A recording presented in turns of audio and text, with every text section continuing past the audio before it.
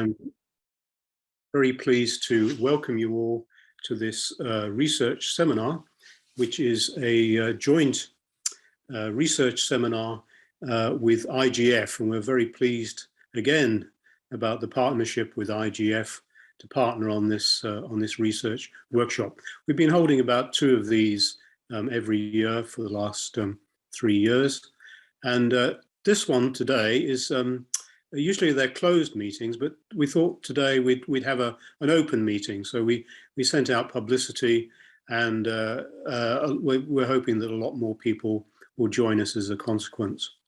And so we're delighted today to have a range of speakers, 2 speakers, and for our IGF colleagues to join us. I'm particularly grateful to Thomas, Jacqueline, and Viola. Together with our interpreters, I think it's Clara and Nora. So without further ado, let me hand over to Viola, who will be moderating the session for us. Thank you very much. Thank you so much, Tony. Good morning and good afternoon to you all. My name is Viola Tarus. I'm a policy advisor with IGF. I will be your moderator for this session, and Thomas Lassoud, also from IGF, will be supporting me. As Tony mentioned, the aim of our research seminars is to bring together researchers working around the globe on, who are working on taxation and extractive industries to share information about the ongoing research, their research plans, as well as ideas on data and methodology. And of course, this is also a good session to connect and network with other people working on tax and the extractive sector. Today's theme is on critical minerals and revenue generation. So there are different conversations currently happening now on critical minerals.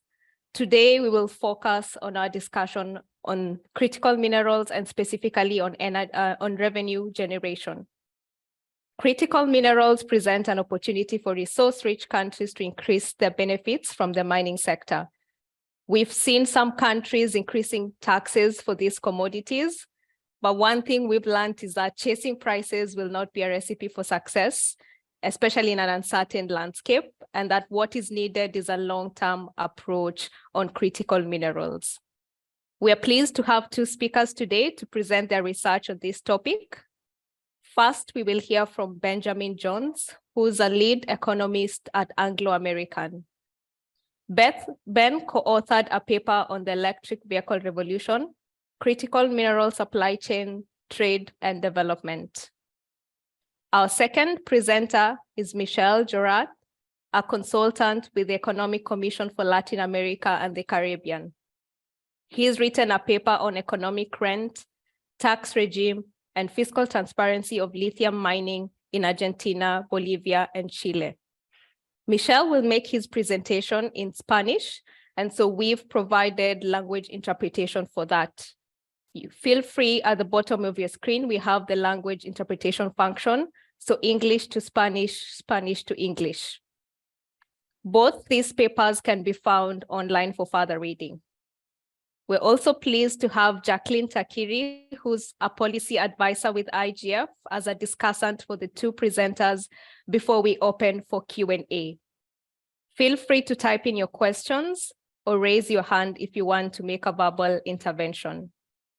I'll stop here now, and the floor is yours, Benjamin. Thank you so much, Viola, and thanks for the introduction also, Tony. Nice to see some familiar faces and names on the virtual screen, and nice to meet some new people also. So thanks very much for the opportunity to talk with you a little bit. So certainly my affiliation is with Anglo American PLC, but I think just for the avoidance of any doubt, I sort of speak in the capacity as a sort of former research partner of UNU-WIDER. So the usual attributions apply. Nothing relates to views of Anglo American PLC. It's mine, errors are mine and mine alone, and all that. I've got some slides, probably too many, so I'll be very selective. But now I need to master the technology. There's a share function, I'm guessing. Here we go. Can you see slides? Yes, we can see a slide. Okay, great.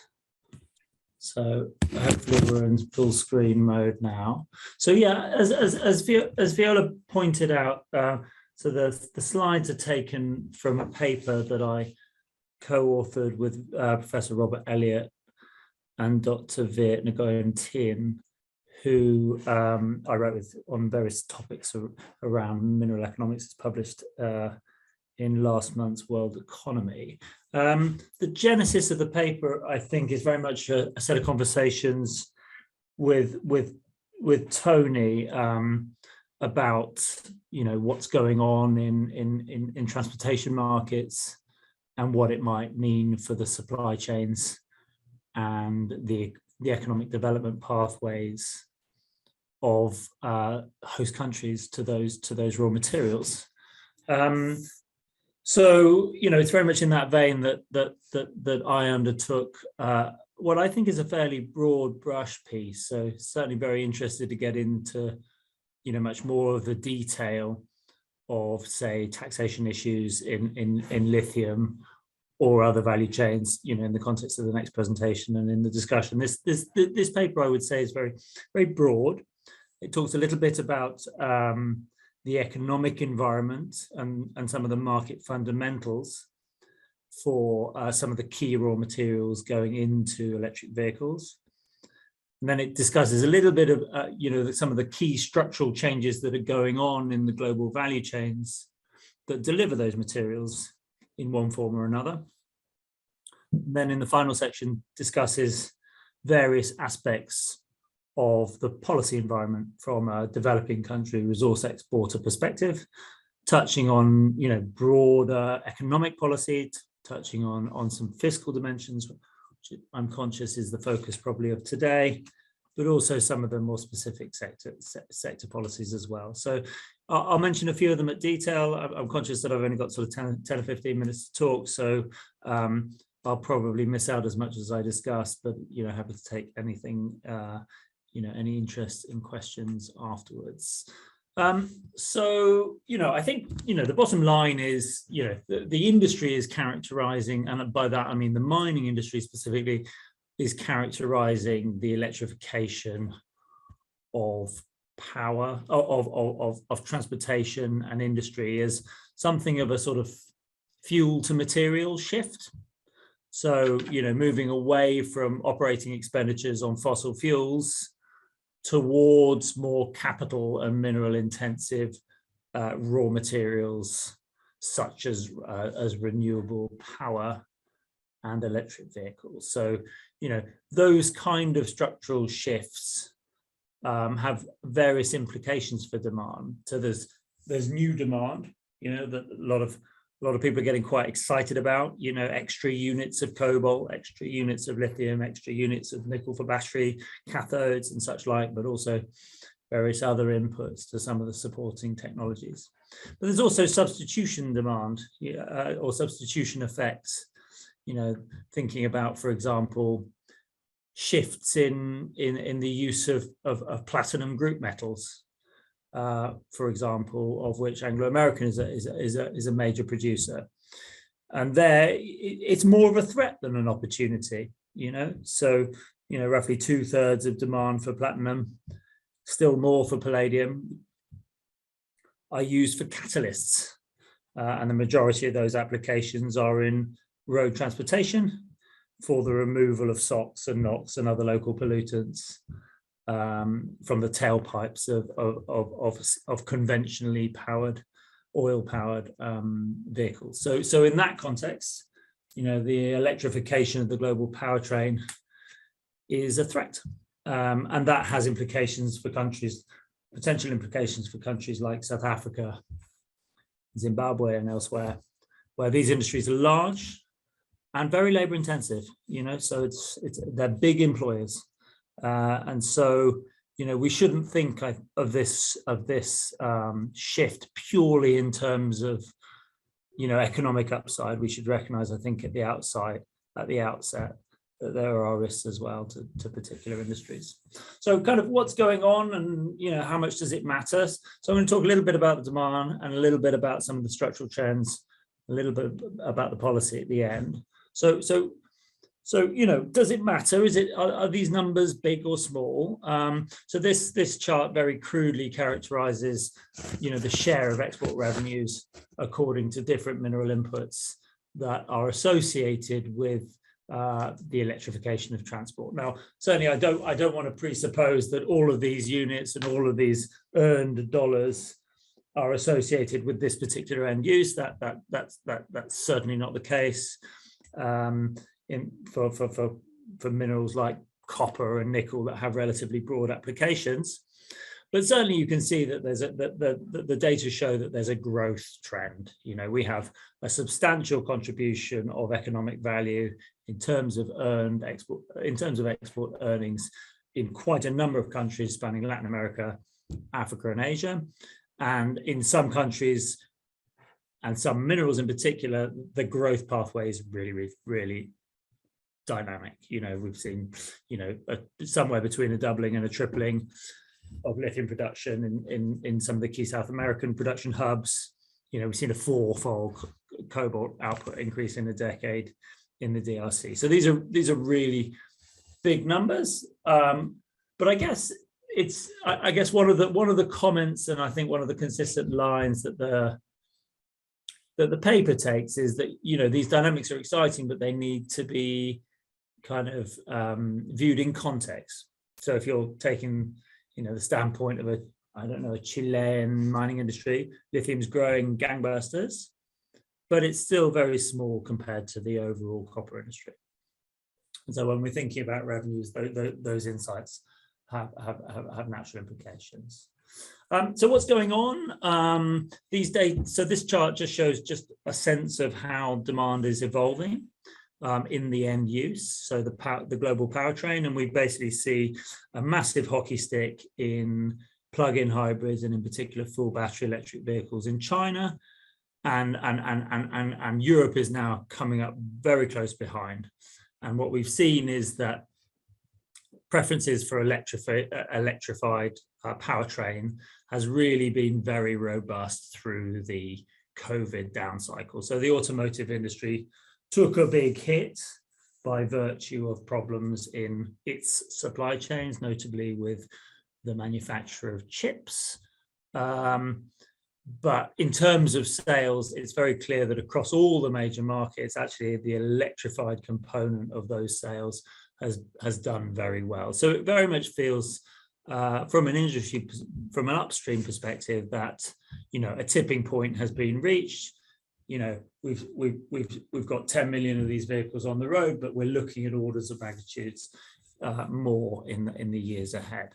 So I think the first start point was for the paper was, well, how big is this opportunity?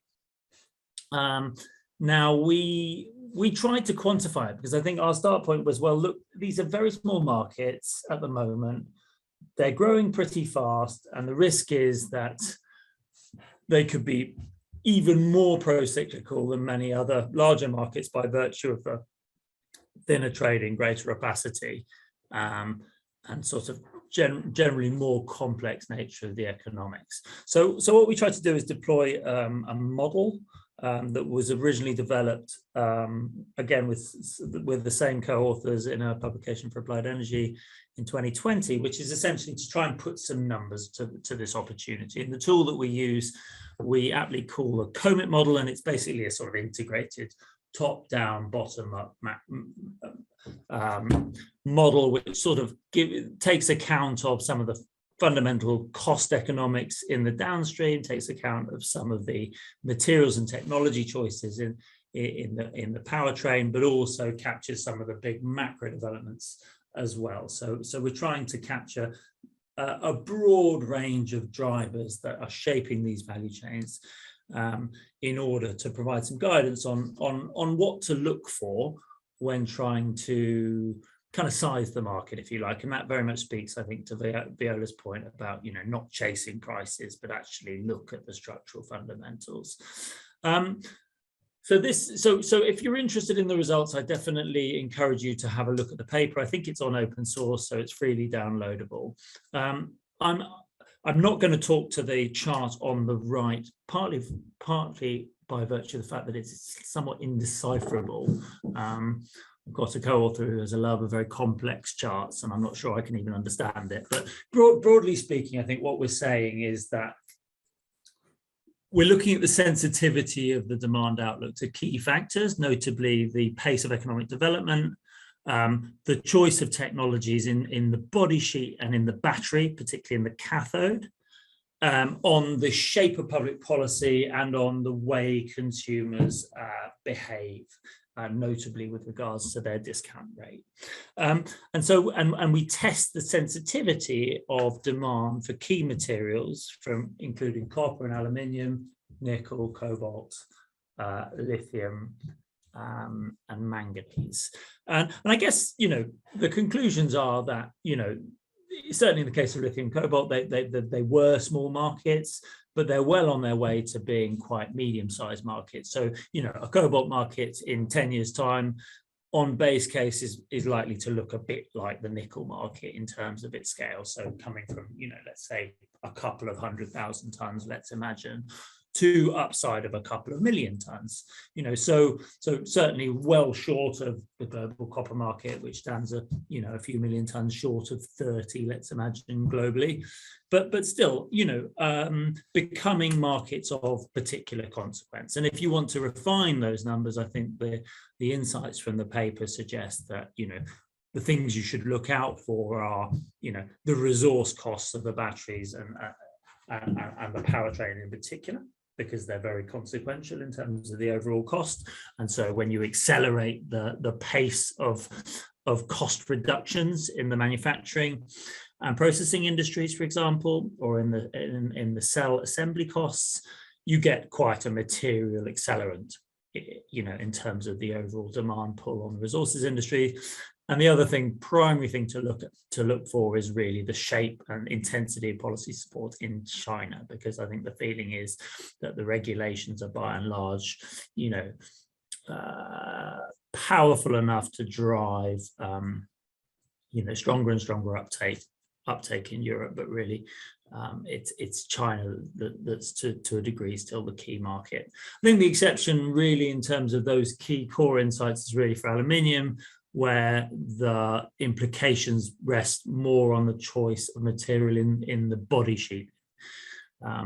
So there's been a long-standing shift towards lightweighting vehicles, and that's preferenced aluminium over steel in many models, notably in regions, notably in the US, and the extent to which that continues at a cost to the final consumer, because those materials are more expensive, then that's probably the key driver if you're thinking about supplying into an aluminium value chain. Okay, so that's, I guess, very broad brushstrokes on the sort of demand side of the story. I'm slightly conscious of time now, so I'll try and sort of summarize. So I'll skip over the sort of the discussion of the key structural changes in the value chain, but safe to say that concern about interregional rivalry and international market access and the supply chain risks that became ever more apparent in the context of COVID have really sort of sharpened I think the wits of policymakers and the industry themselves in terms of where plants are located and where supply risks are concentrated. And it's, there's really a recognition that a substantial portion of the componentry manufacture and the intermediates manufacture is in China, but also in Japan and Korea and other East Asian countries. So there's a heavy concentration of some of these value segments in the East. And I think there's a recognition that perhaps some of the industry needs to be rebalanced. So we're seeing a very aggressive build out of cell manufacture in Europe and other regions, and it's probably set to continue. But I would, I think one of the comments in the paper is essentially that process is more challenging in the midstream by virtue of the fact that energy costs and environmental regulations are probably a higher component of the cost base, certainly on the compliance side, than perhaps in the downstream in the cell manufacturer, and therefore the comparative disadvantage to advanced countries is probably somewhat larger. So, while I think we are going to see an acceleration of downstream manufacturing capacity in Europe and the US in particular, it's maybe the reformation of the fuller reformulation of the value chains with regards to the midstream, the intermediates manufacturing and such like, probably a little bit harder to achieve. But then, as I say, I'll probably skip over because there's too much content in the paper to discuss in 10 or 15 minutes. So finally, onto the onto the policy. So just to be brief, I think there's some discussion around what it might mean for exploration and discovery, and for the information systems and platforms that provide information to junior miners and project developers.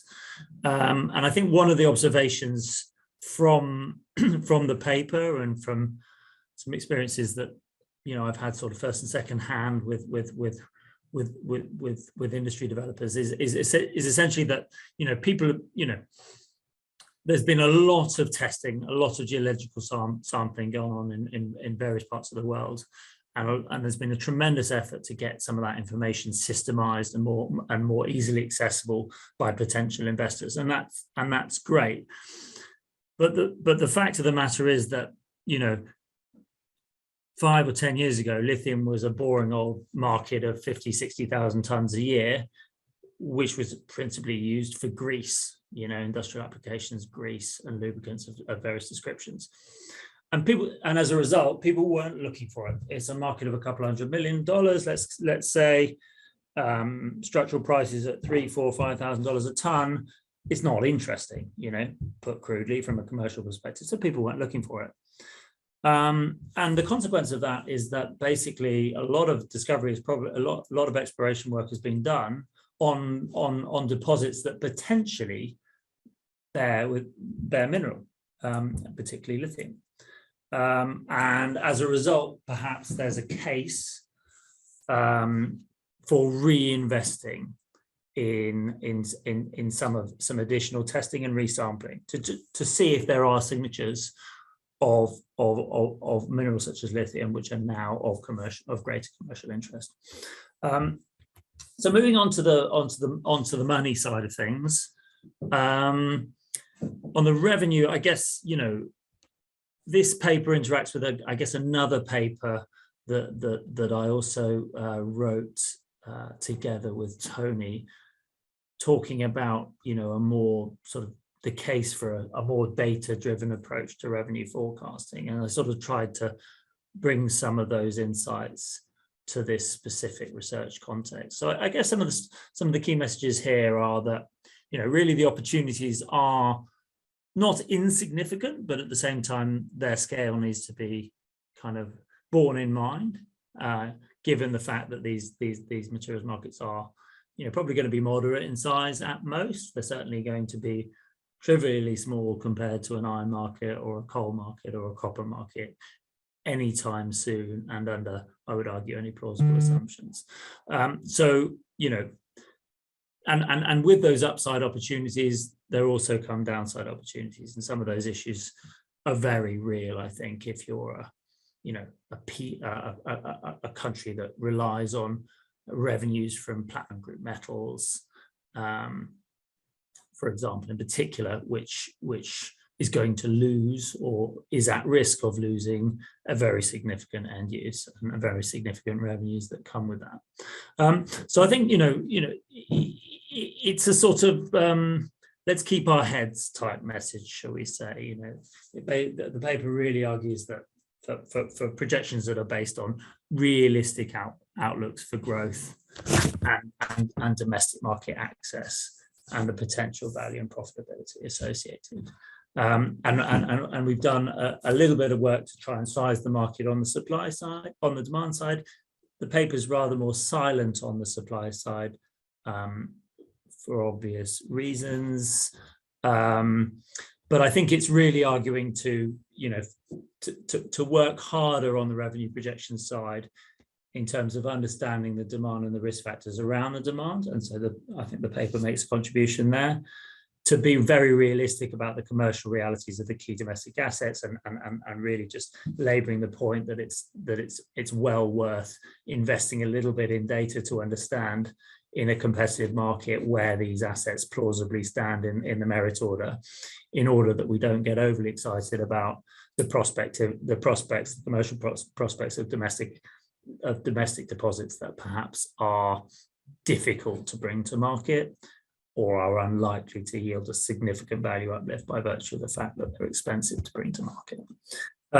So it's really an encouragement to think very carefully about that merit order, and very carefully about the mechanisms by which market prices are derived in these markets, because they're quite unusual in some cases. And there's a little bit more detail on that in the paper. How am I doing for time? Shall I round out, or is someone going to give me some guidance? You should be winding up now. No problem. Well, I will attempt to do so then.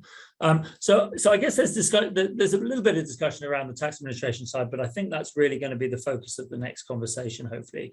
But I think it's fair to say that there have been quite a few valuation issues in these markets by virtue of the fact that they're increasingly vertically integrated. And while the pricing is becoming less opaque, the reported prices are at kind of fairly lumpy points in the value chain. So actually, a lot of the values in the processing, so really finding good benchmarks continues, I think, to be something of a challenge. So it really is a watch out on the benchmark pricing side. So there's a discussion around the case for beneficiation as well, which I know is quite a lively topic. And I think it's a cautionary word. There's an acknowledgement that there's a lot of value in the mid and downstream, and probably disproportionately so compared to an iron market or a copper market, or precious metals melting, or what have you. But at the same time, many of the challenges to actually realizing that value remain the same. The quality of infrastructure, the cost of energy, the proximity to the customer remain an issue. And I think the fact that many of these developing regions lack expectations of a large scale end use market in the realizable future in the medium term, I think also remains a significant barrier. And if you look at some of the physical properties of, for example, some of the battery salts, there are some specific issues that I think will continue to be a problem in terms of a material build out in the intermediates market in Latin America, in Africa and elsewhere, just by virtue of actually getting it in an unadulterated form without problems of hydration and other such issues. So I'm cautious before saying, do you know what, this is a new set of value chains that have very compelling economics behind the build out of a midstream and the integration of the midstream into the upstream. So yeah, I'll probably leave it there. I'm happy to take questions. I don't know what the order of play is here. Thanks so much, Ben. If you want to learn more about Ben's paper, it's free and available online. Ben, maybe if you could also post the one you mentioned, co-authored with Tony on the chat function, that would be great. We will not take questions now. We'll listen to the next presentation and our discussant before we get to the round of questions. So just to let participants know that Ben will be leaving at the top of the hour. So if you have questions, comments on his presentation, just put them in the chat function. We'll make sure he gets to respond before he leaves. Now I'd like to invite Michel Jorratt to make his presentation. And before Michel speaks, I'd like to remind you that Michel will be presenting in Spanish, and we have language interpretation provided for that. At the bottom of your screen, there's a globe function, and you can choose your preferred language. Thank you.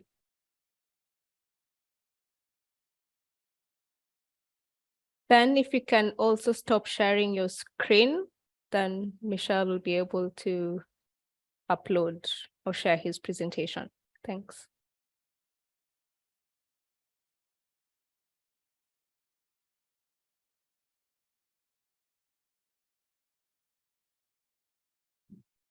Ahí. Bueno, antes que todo, agradecer por la invitación. Es un placer para mí poder acá comentar los principales resultados de este estudio, que trata sobre, como dice ahí el título, la renta económica en los regímenes fiscales y la transparencia fiscal de la minería del litio en los países del llamado Triángulo del Litio. Quisiera, antes que nada, precisar de que, bueno, mi expertise tiene que ver más bien con la política y administración tributaria. Sin embargo, en el último par de años he tenido un acercamiento al tema de la minería, principalmente por la invitación que me hizo CEPAL a realizar un par de proyectos vinculados a este tema. El primero, que tiene que ver con el cobre en Chile y Perú, y luego este que tiene que ver sobre la minería del litio. Como a modo de introducción, señalar que, bueno, el famoso triángulo del litio se encuentra al sur de Bolivia y al norte de Argentina y Chile, ¿no? Este conjunto de salares que tienen una alta concentración de litio. Y es por ello que Chile y Argentina están dentro de los principales productores mundiales del litio. Chile ocupa el segundo lugar después de world producers in lithium. Chile and Argentina rank second and fourth, respectively, after Australia. And in terms of lithium reserves, Chile is the country with the largest lithium reserve, and Argentina is the third. In terms of Bolivia, Bolivia is the country with the largest lithium resources in the world. However, they are not considered as reserves because of their economic feasibility. We have to consider that Bolivia doesn't have a high production of lithium. However, they are carrying out important developments. I understand that they are trying direct extraction with new technologies, and they for now have pilot sites for the extraction of this mineral. One of the objectives or aims of this study I conducted for ECLAC was to measure the economic rent that the lithium exploitation had generated in these countries, mainly Chile and Argentina. So this is the estimate that we were able to carry out. This wasn't problem-free because the reality is that in the lithium market we have less information than with other minerals, such as in the case of copper. But this estimate was run with the information coming from the financial statements of lithium operators in both countries. Let me point out that currently in Argentina we have 2 lithium operations, and there is a third underway, and there are different projects that are in the evaluation or construction even phases. In the case of Chile, we also have 2 lithium operations in Atacama, SQM, and Marle, and then we have a few other projects that are under assessment. I'm going to focus on the results more than the methodology.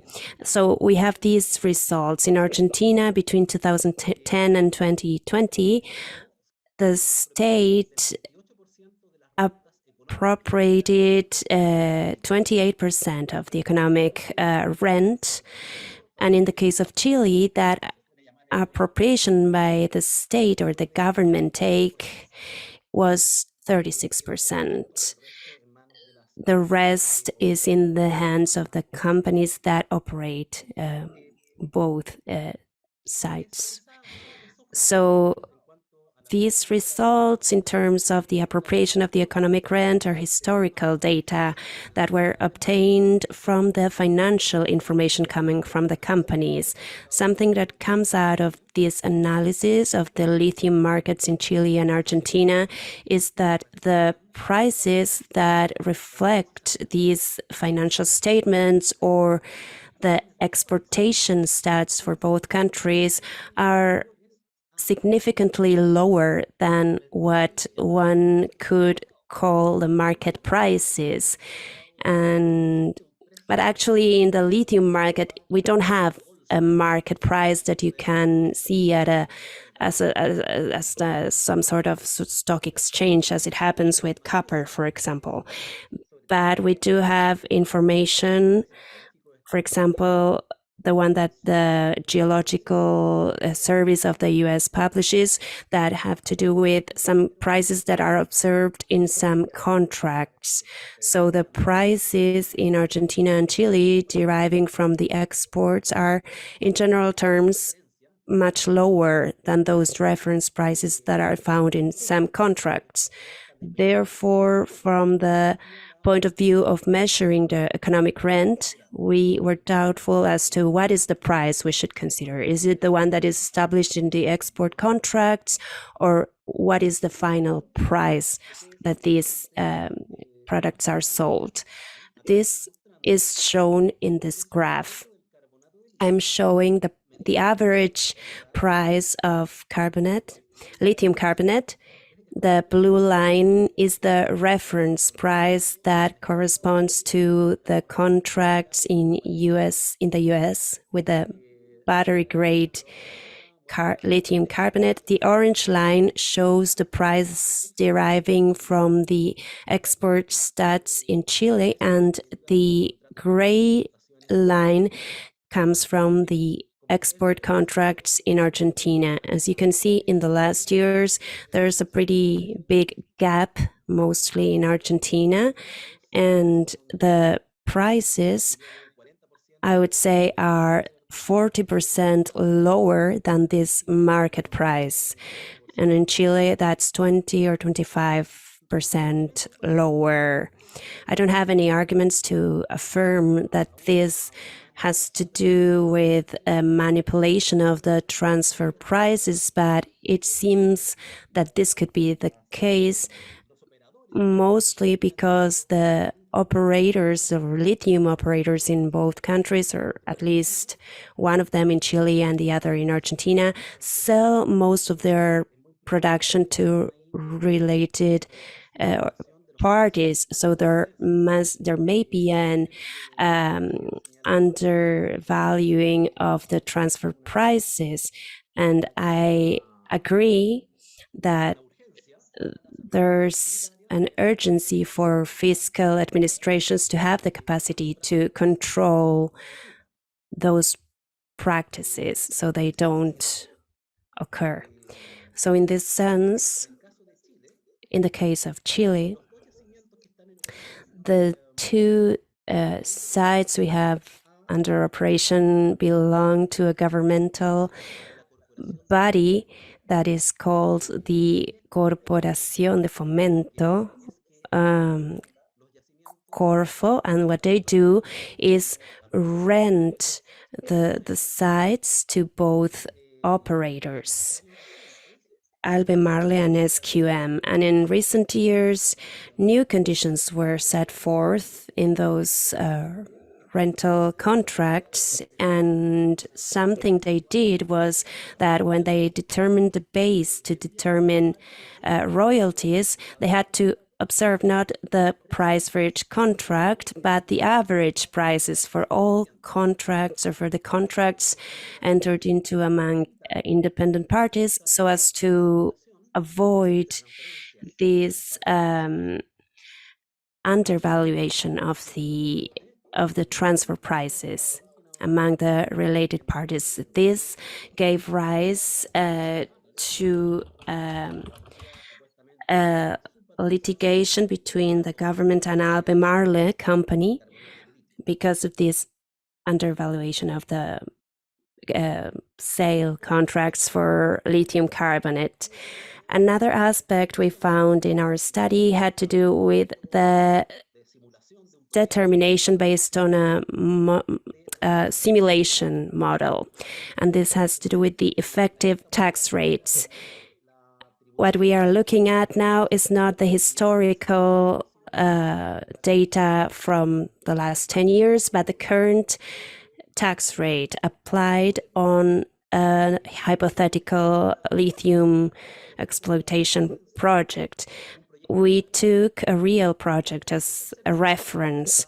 The third project that is currently under construction in Argentina was the one used. We obtained different data and we simulated what the effective tax rates would be both in Chile, in Argentina, and also in Bolivia under certain price assumptions for lithium carbonate. There are two graphs on screen. The first one is the government take. That is what the percentage of the economic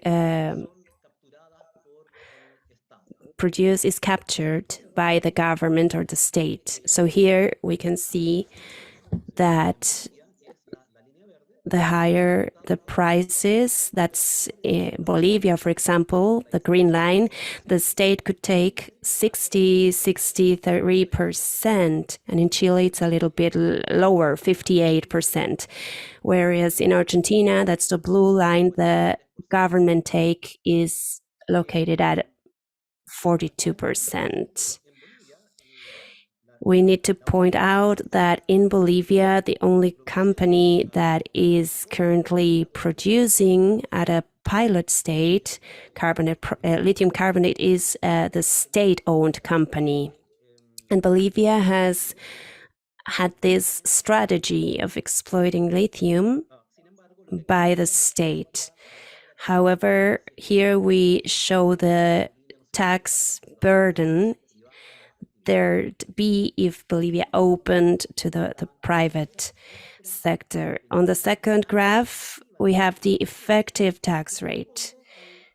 And this corresponds to the net present value of the tax as a percentage of the financial revenue coming from the project. So what we can see here is that both Bolivia and Chile have a structure that is quite progressive. As the lithium price increases, the tax burden also increases, reaching almost 60% in Bolivia and 53% in Chile.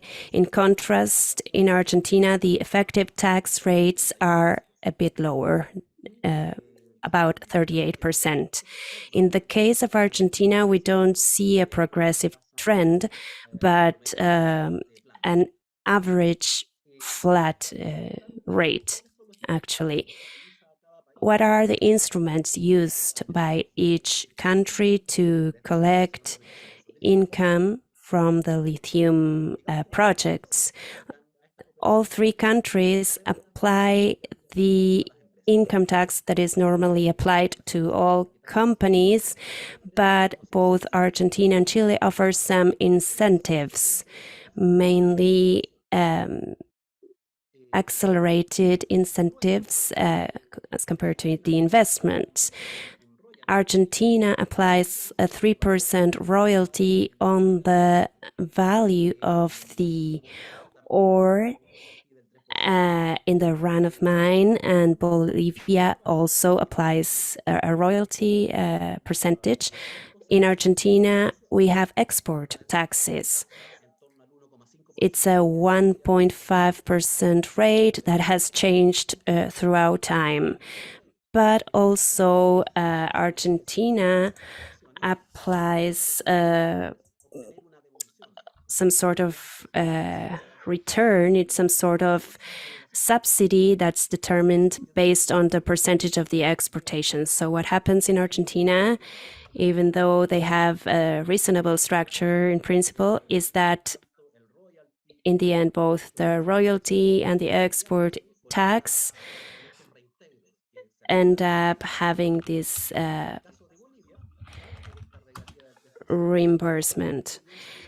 So in Bolivia, they have two rates that try to capture part of the income coming from the sites. This is what gives this progressive structure and a pretty high tax burden. In the case of Chile, besides the income tax, we have a tax levied on mining activities, and it's also progressive based on the income or the revenue margin that mining companies have. And this doesn't determine such a high tax burden as the one that is shown in the graph, but because lithium is this sort of exploitation that is based on the rental of the sites, then the government-owned company applies some royalties to the contract between these two parties. These royalties are quite high, and they have determined this rate that is close to 50%, and this rate is allowing the state to collect high amounts of money as a result of the lithium prices that we've seen recently. But we have this doubt, what is going to happen with new operations? Because the main collection instrument is not part of the tax legislation, but it's part of the contract among these two parties. Now I'd like to stop a little bit on, I see that my 15 minutes are over. I would like to make some recommendations from the study, both from the fiscal policy and transparency. On fiscal policy, we may conclude that both Bolivia and Chile have defined reasonable tax instruments with effective rates, reasonable and progressive, while in Argentina, it is having a lower collection considering all the taxes and devolutions that they are applying without a progressive structure. Another item is important, that the fiscal policy considers the competitivity, because you may state that through tax,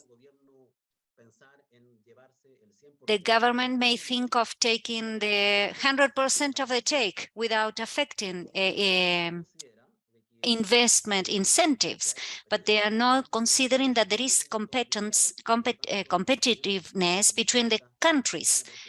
So the companies will be preferring to invest in those countries that allow them to have a better revenue. So some time ago, there was it was told that there was a preference from manufacturers of EV cells, is that they are more preferring lithium hydroxide over carbonate. So it would be in detriment of the companies of the countries that do not have the capacity to produce, because they need an extra step to going from carbonate to lithium hydroxide, as is the case of Australia. For instance, in Argentina has more room to make changes and increase the collection. In Bolivia, it's still, we need to see whether they will be keeping this strategy of 100% state-owned. And in Chile, it's an important issue is to see how new project investments are going to be handled, and whether they would be similar to the present agreements with the projects now running at this time. And the last point, it's important to have some safeguards in the legislation regarding the avoidance practices. And the last issue is transparency. I would like to say that the 3 countries can make some progress in this area to a better access from stakeholders and the communities to the taxes that the companies are paying. I think it should be mandatory that for private mining companies to publish their financial statements, to disclose them publicly as it is in Chile, but only for the companies that have an agreement with transparency in fiscal information. In Bolivia, there is no such amount of information, only through YLB, because they still need some transparency in publishing their financial statements. And I would like also to mention that the 3 countries have made some efforts, and they should continue doing so, so that there is a public registry of final beneficiaries. Argentina has something like this because it is aligned with EIT, but Bolivia and Chile has not signed the agreement with these standards yet. So that is all from my side. Thank you very much.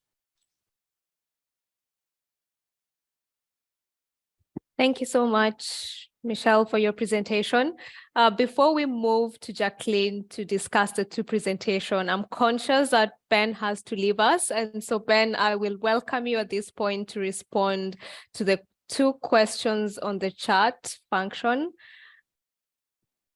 Thank you. I don't think I can do them any justice in 3 minutes, but you know what to say. I guess the two questions I read. So I'll take them in reverse order. So what fiscal cookbook has been used to sort of encourage value add from CRM? Well, look, I think you probably have a better sense of this than I do these days. But you know, I think the first thing to say is that, at least in my view,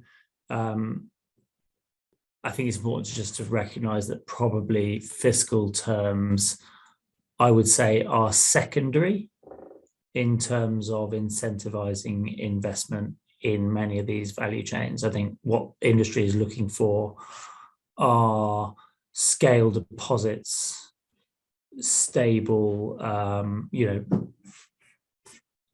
stable legal and judicial frameworks. They're looking for good infrastructure, affordable energy prices, and and access to customers and the agreements around those.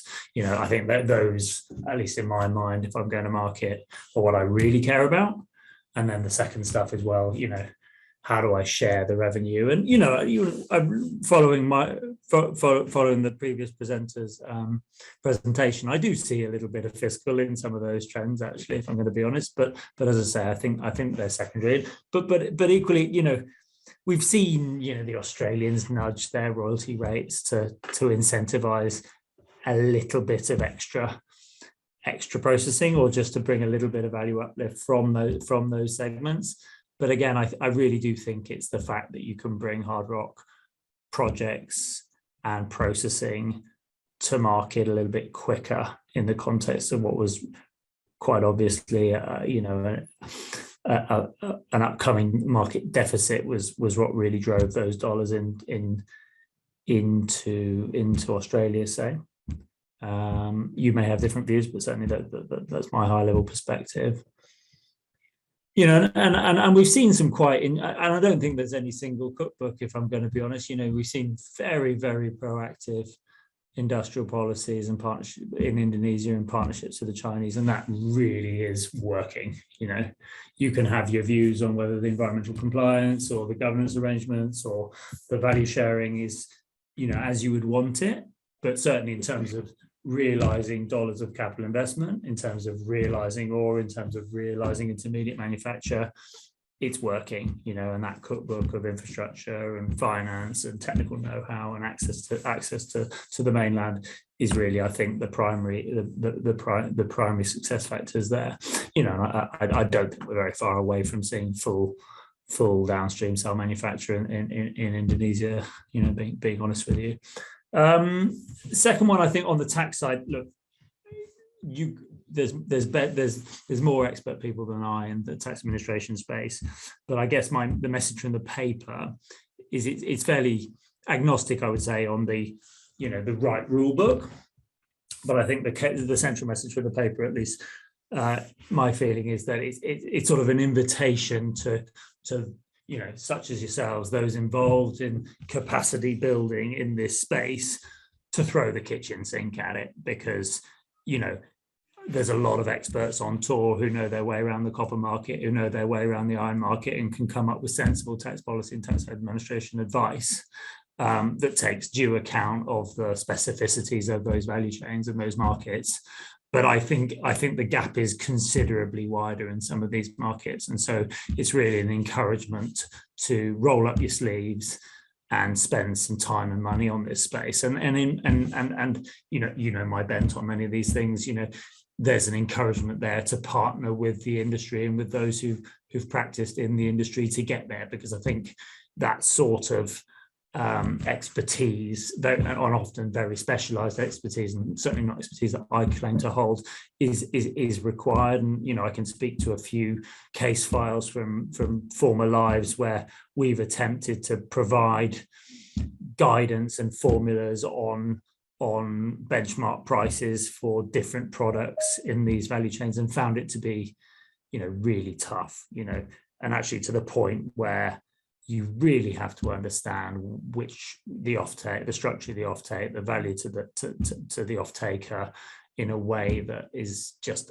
hugely more challenging and hugely more context specific than is the standard, the case in regards to some of the sort of the bigger markets where we understand value in use, and there's much broader sort of agreement around drivers of value. So yeah, look, it's not easy. You're going to have to spend some time to work it out, and you know, I think bring the industry with you, or bring people from the industry with the necessary technical expertise on that journey, because you'll get fuller value for your clients from it. I think I've got to jump, but reach out if you have any more questions or comments. I really appreciate the opportunity. Thanks, everyone. Thank you so much, Ben. Sad you have to leave us right now, but yeah, we'll send through any questions that we receive from participants. Keep the questions coming for Michel. Now I'd hand on. Bye, Ben. Sorry. Now I'd like to hand it over to Jacqueline to give her commentary on the two papers, and we'll open up for discussions from everyone else. Thanks. Welcome, Jacqueline. Thanks very much, Viola, and thanks everyone, especially to the authors of both papers. I will try to be very brief as well. So I think, first of all, that both papers illustrate well how the electric vehicle revolution has significant implications for resource-rich countries in different aspects, including, of course, opportunities to improve domestic resource mobilization. I think it is interesting that how both papers recognize that the demand for new raw materials, what we call critical minerals, is not new, that the effects of the increase of demand are being experienced among resource exporters, mostly developing countries already. I like an example that I think Ben included in his paper, where, for instance, there has been a clear increase in the production of lithium in Argentina and Chile by over 200%. In both countries in the last 10 years. That's huge. So that's very interesting. And on the fiscal side, I agree with both authors in that for developing countries, the electric vehicle revolution offers important upside opportunities for fiscal revenues. In that line, as also both authors have highlighted, many countries are reviewing their mining fiscal regimes to increase their share of economic rent from critical minerals. Ben's paper, for example, mentioned briefly the experience of the DRC in setting up a 6.5% of additional royalty charge for cobalt. And also he highlighted investors' concern regarding stability of the fiscal regime and broader sector governance in the country. That's only one example. We know this is not new. There are other countries as well that are looking to increase their share through additional royalty charges, such as Chile for copper and lithium, Peru as well, among others. I agree with Ben's paper in that the impact on revenue collection and also foreign direct investment of this type of policy choices are worth a fuller analysis on a case-by-case basis, for example, using financial models. I think Michel did a great work in using financial models to conclude that Argentina, for example, among the lithium triangle countries, has the most room to raise its tax collection.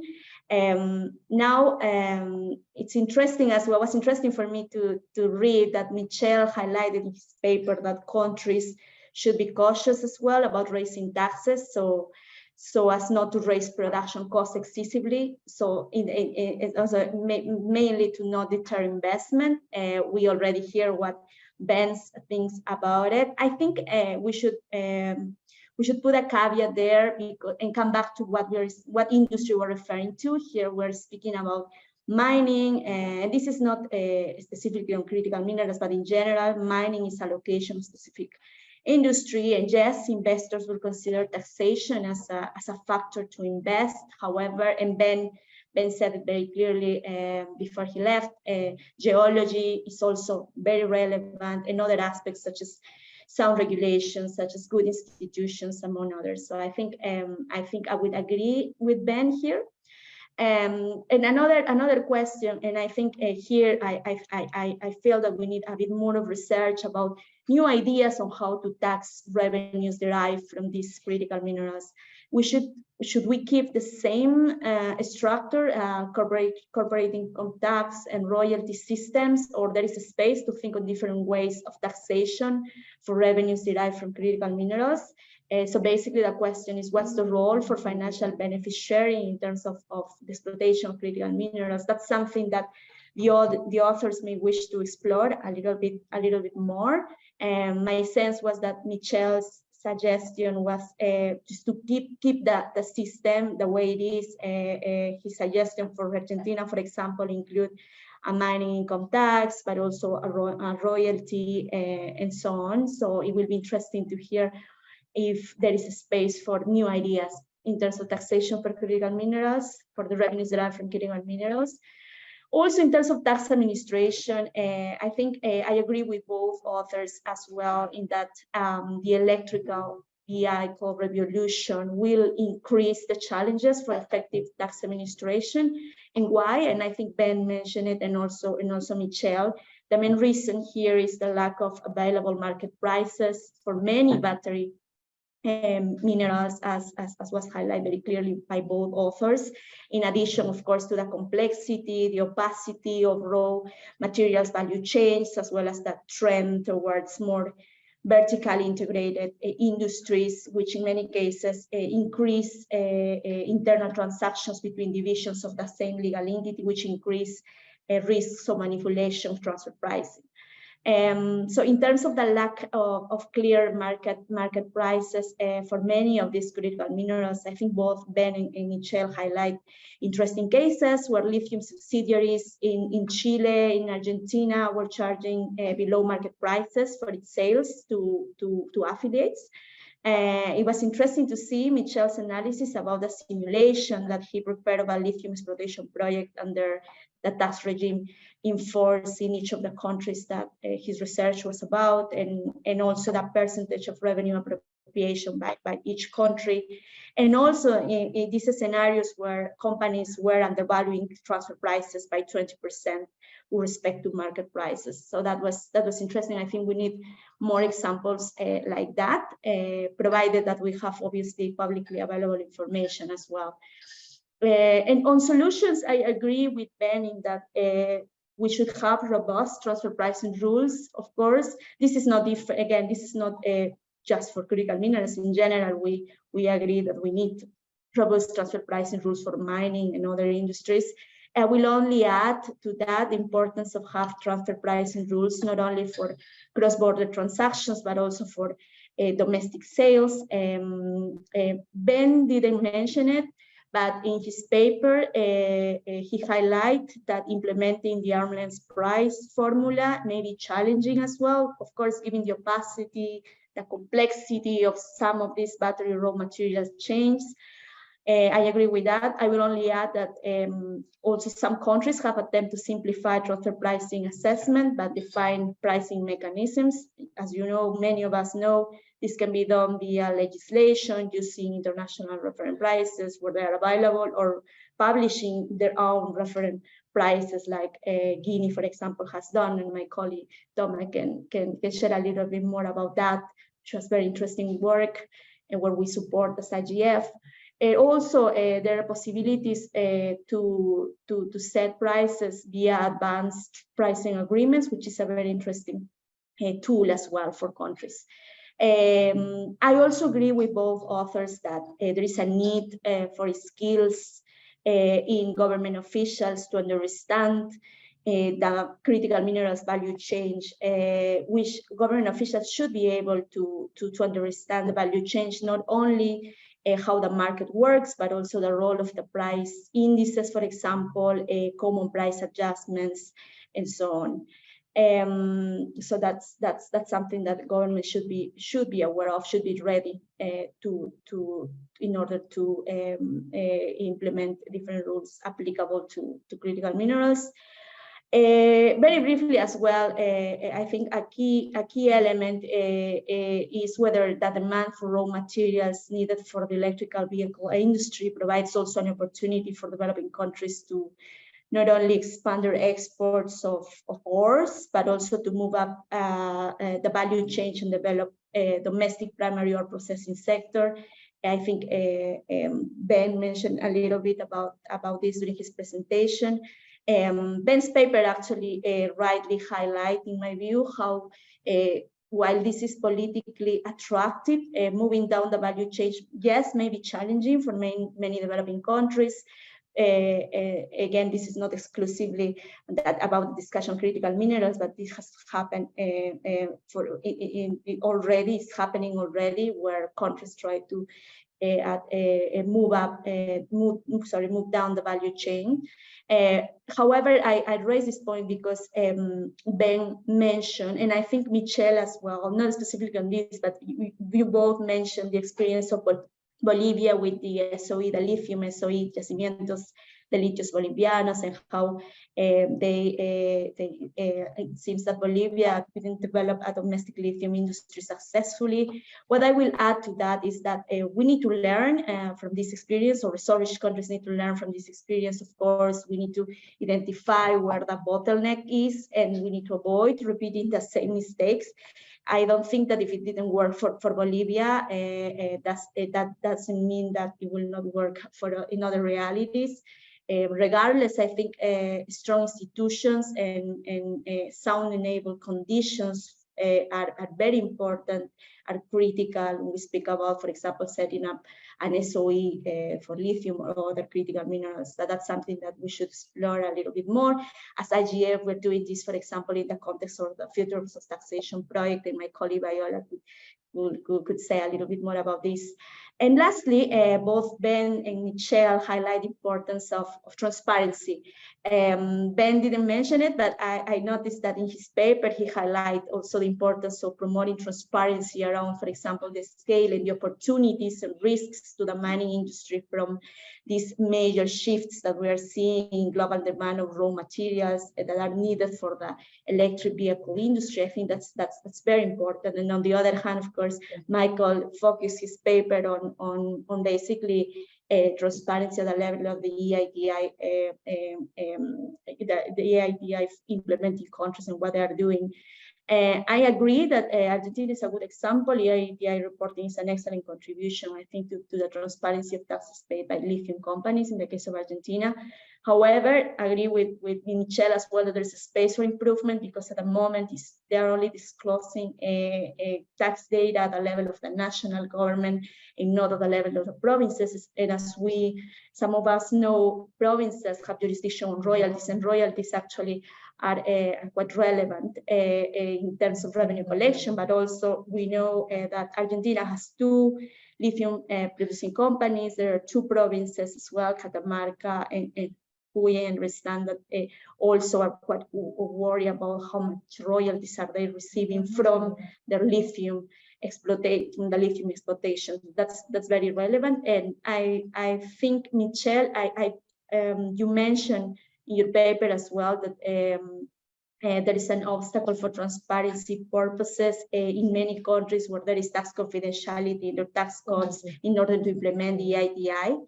However, I think that there are ways to address that point. For example, in many EITI implementing countries, companies provide permission to the tax authority to disclose data, and that's how they disclose this information. There are other ways that I think EITI implementing countries are taking into account in order to make this data available. And lastly, Michel, I understand that you consider appropriate for Bolivia and Chile to join the EITI. I think this is a policy option, but regardless, I think that all government systems should systematically disclose all information required by the standard through its web pages, for instance. And I think with more reason here when we speak about the critical minerals value chain, like the lithium value chain and others. So that's what I have to say. I think both are excellent papers, and I'm looking forward to continue this conversation. I will stop there, Viola, and happy to respond to any questions. Thanks so much, Jacqueline. You did a good job in looking at those 2 papers and summarizing them. I'd like now to welcome any questions, commentary on this topic of critical minerals and revenue generation. Feel free to type in your question or go ahead and unmute yourself and make your remarks.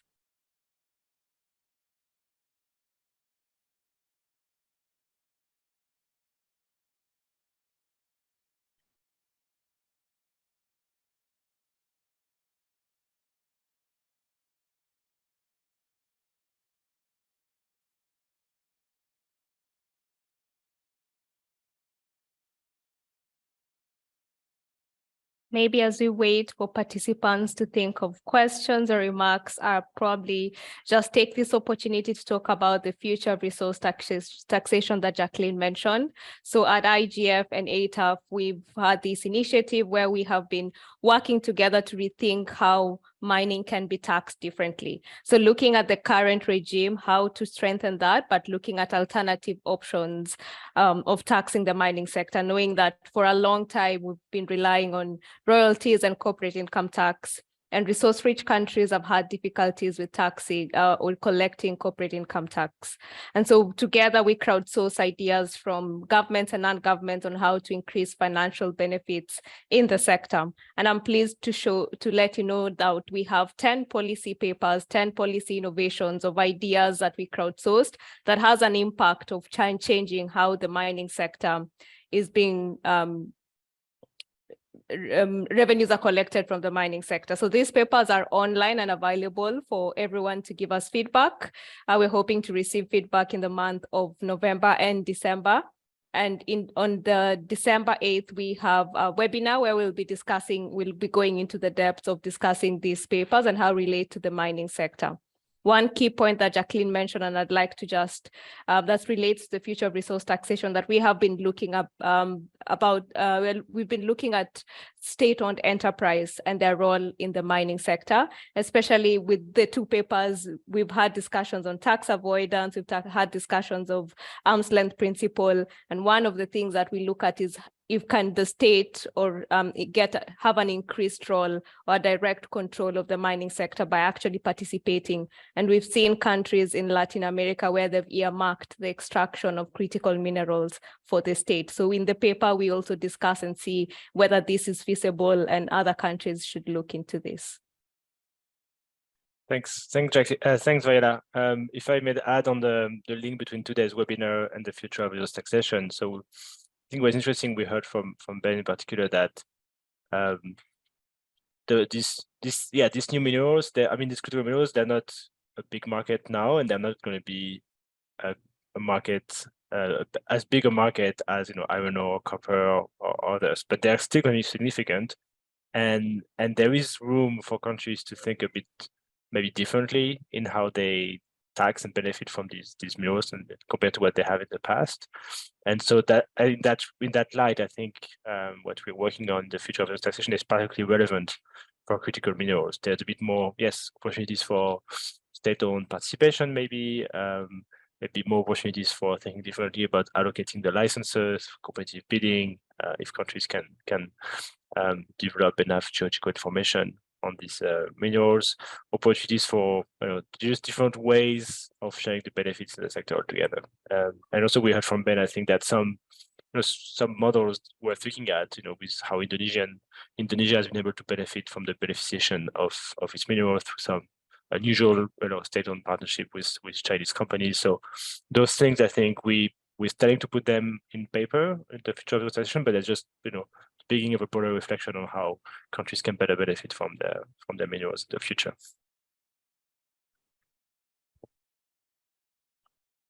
Thanks, Thomas. There's one question for you, Michel, in the chat. So you mentioned that Corfu uses the average price of lithium carbonate for third-party sales. What was their source? Did they use a particular index? What adjustments did they make to the reference price, if any?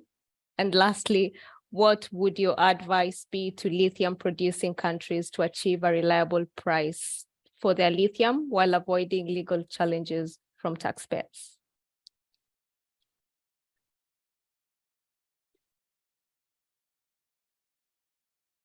Gracias, Viola. Thank you, Viola. Yeah.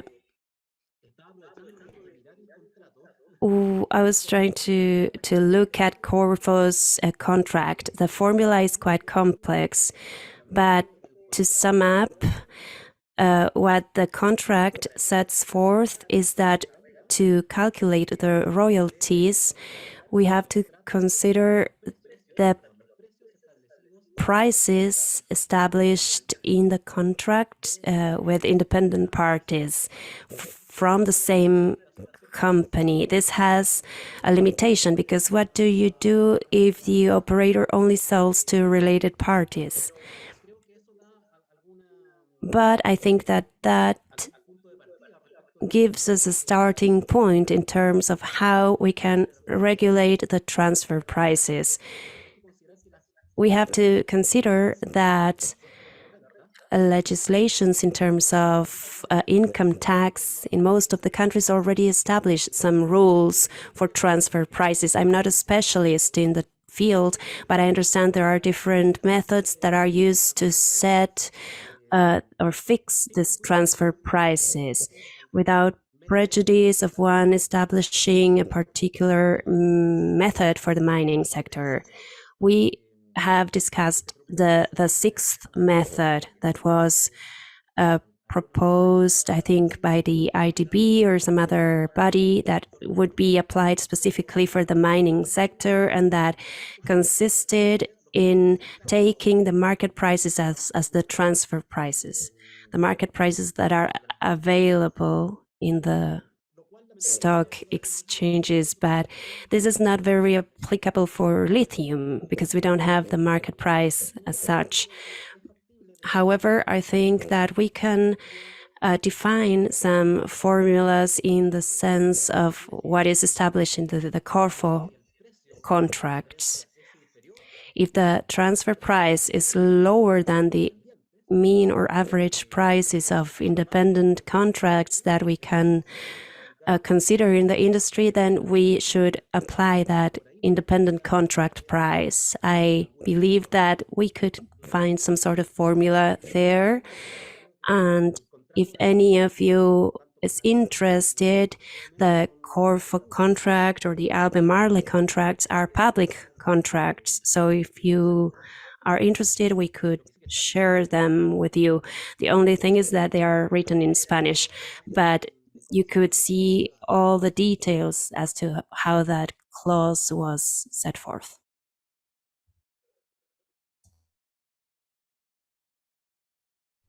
Thanks so much, Michel. Any follow-up questions for Michel, or any commentary, or any of the participants who's working on critical minerals tax and would like to share their current study with us? You're free to welcome.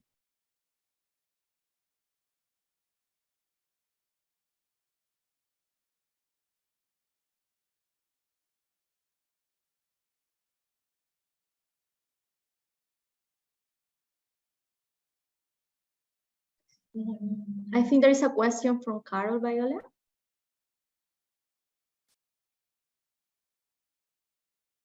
Yes, there's one more question for you, Michel, in the chat.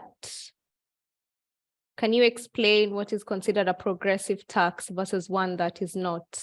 And which country has a lithium regime that you think is transparent and putting enough money back in the region for which the extraction is happening?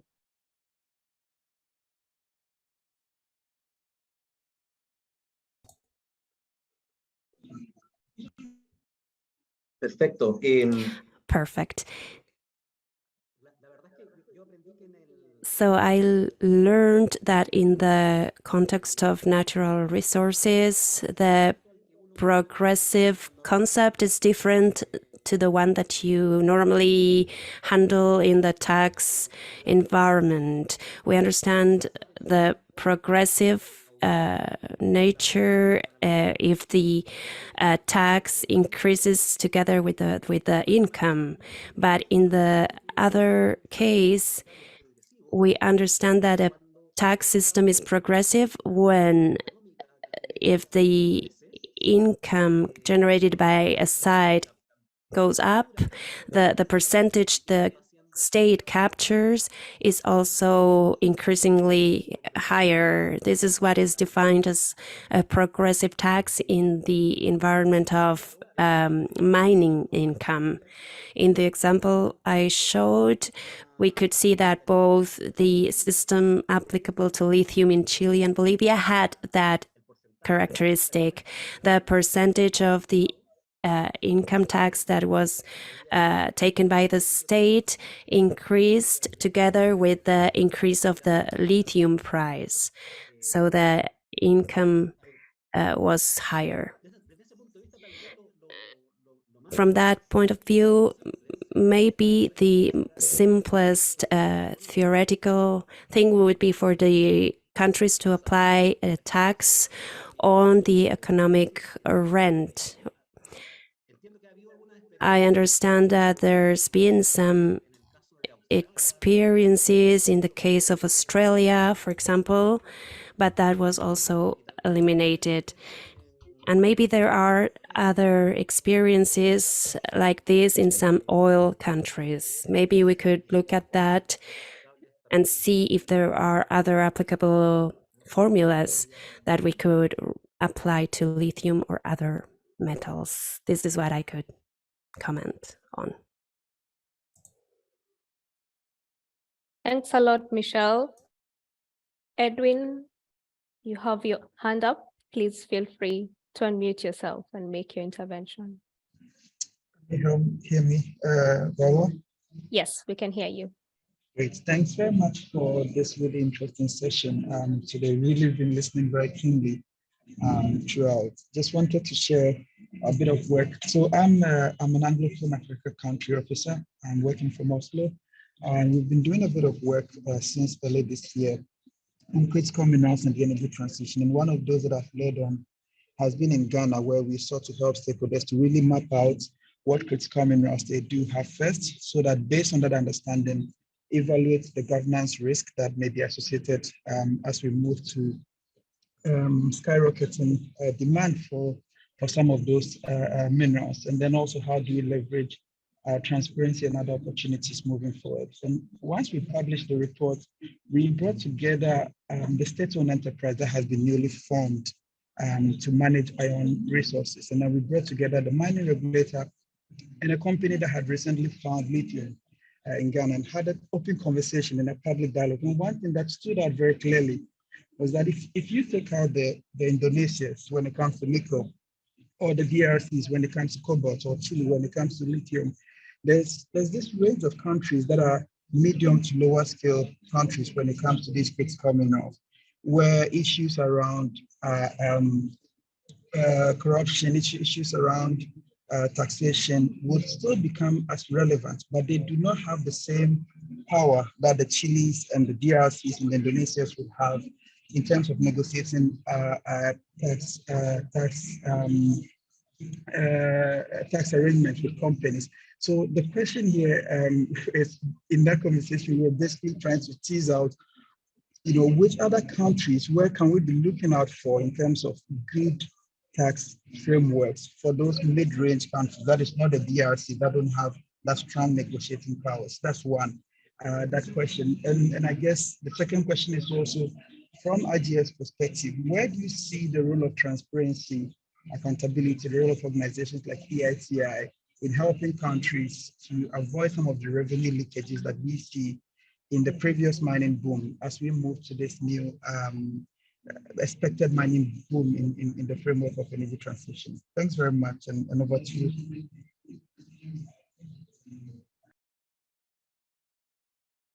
Thank you so much, Edwin, for sharing the work that you are doing.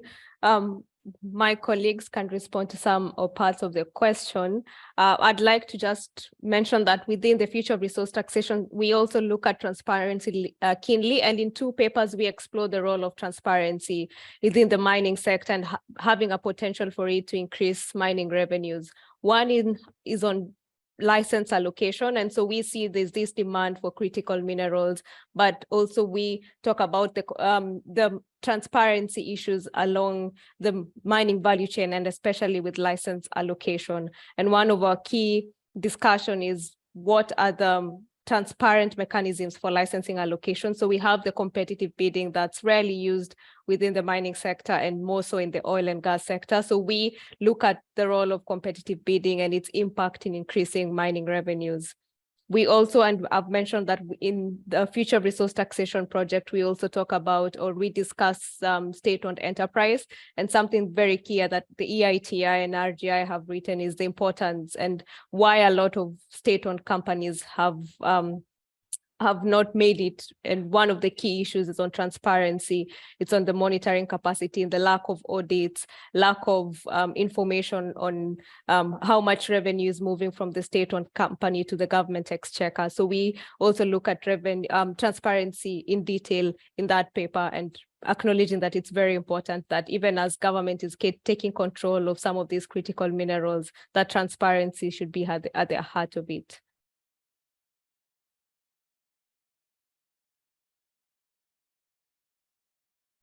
But if I may, on Edwin's question, maybe just a general comment around countries that may have some critical minerals, but are not major producers, or are not likely to be major producers, like the country in Latin America that we discussed on lithium or DRC for cobalt.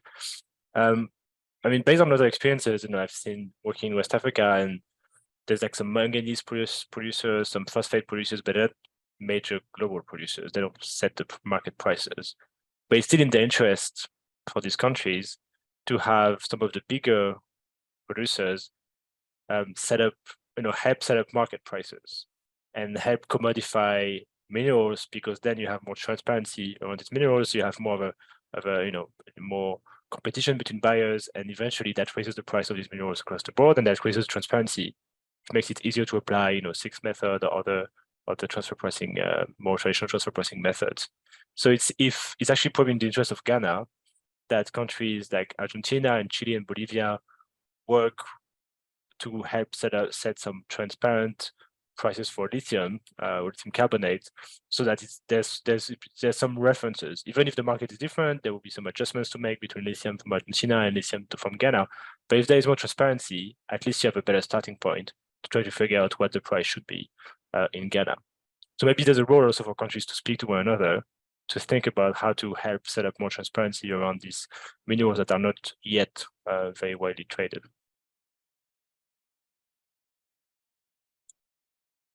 Thanks a lot, Thomas. I'm seeing if I'm missing out on any questions in the chat. I'm conscious that we are 2 minutes out of time, and I would like to pass it over to Tony to close for us. Good. Thank you very much, Viola. I think, you know, we've had an especially fascinating session today. It's raised a lot of questions in my mind. I mean, one point that I keep reflecting on is that, you know, we're really in the very early stages of this sort of supermarket for these critical minerals, particularly as relating to electric vehicles, but other technologies that are using these batteries. And, you know, the depth of our knowledge is not great at the moment. So we need more people working on this and more participation and more networking. So I hope that today's meeting has kind of given us a modest start in that regard, allowing people to think more carefully about what the future might hold and the implications for the fiscal framework and taxation. So I'd like to thank everybody, you, the participants. There'll be a participant survey that will be sent out. And since this is the first time we've done this as an open session rather than a particularly closed session, it'd be very nice to get feedback for the sessions that we'll run next year. From the wider side, the UN wider side, I'd particularly like to thank our IGF colleagues for their hard work on getting this session ready, particularly Viola, Toma, Ali, who I see there, Jacqueline for her excellent remarks, and for the two translators, I think it was Clara and Nora. And last but not least, to Michel for his excellent presentation. I'm certainly going to rush to the ECLAC site to have a look at the report after this, and to Ben Jones, who unfortunately had to rush off to another presentation and meeting, but really got us started off to a very good set of issues on this topic. So wherever you are in the world, whether it's warm or whether it's cold, we're in Helsinki, so it's very cold and snowy at the moment. I'm sure some of you are in warmer parts of the world. Thank you for participating in this meeting, which is now being closed. Thank you.